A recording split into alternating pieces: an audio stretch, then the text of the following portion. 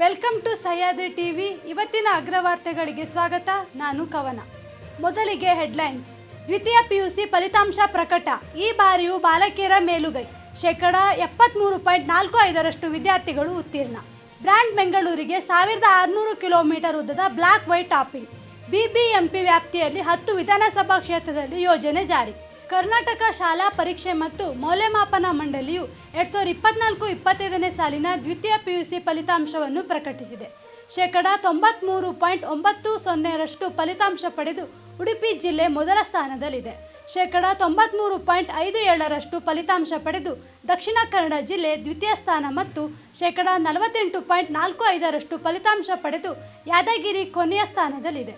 6,37,805 ವಿದ್ಯಾರ್ಥಿಗಳು ಪರೀಕ್ಷೆ ಬರೆದಿದ್ದು 4,68,439 ವಿದ್ಯಾರ್ಥಿಗಳು ಉತ್ತೀರ್ಣರಾಗಿದ್ದಾರೆ. ಒಟ್ಟಾರೆ 73.45% ವಿದ್ಯಾರ್ಥಿಗಳು ಉತ್ತೀರ್ಣರಾಗಿದ್ದು ಎಂದಿನಂತೆ ಬಾಲಕಿಯರೇ ಮೇಲುಗೈ ಸಾಧಿಸಿದ್ದಾರೆ.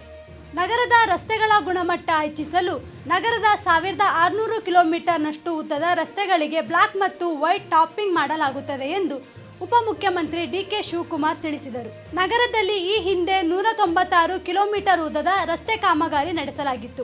ಇದೀಗ 450 ಕಿಲೋಮೀಟರ್ ಉದ್ದದ ಕಾಮಗಾರಿಗಳಿಗೆ ಚಾಲನೆ ನೀಡಲಾಗುತ್ತಿದೆ. ಈ ರಸ್ತೆಗಳಲ್ಲಿ ಹಾನಿಯಾದರೆ ಗುತ್ತಿಗೆದಾರರೇ ಅದನ್ನು ಸರಿಪಡಿಸಬೇಕಾಗುತ್ತದೆ. ಹೀಗಾಗಿ ಈ ರಸ್ತೆಯ ಕಾಮಗಾರಿ ಕೈಗೆತ್ತಿಕೊಂಡಿಲ್ಲ ಎಂದು ಮಾಹಿತಿ ಹಂಚಿಕೊಂಡರು. ಇದಿಷ್ಟು ಇವತ್ತಿನ ಸುದ್ದಿ. ಇನ್ನಷ್ಟು ಸುದ್ದಿಗಾಗಿ ವೀಕ್ಷಿಸಿ ಸಹ್ಯಾದ್ರಿ ಟಿವಿ, ಶಂಕರಘಟ್ಟ.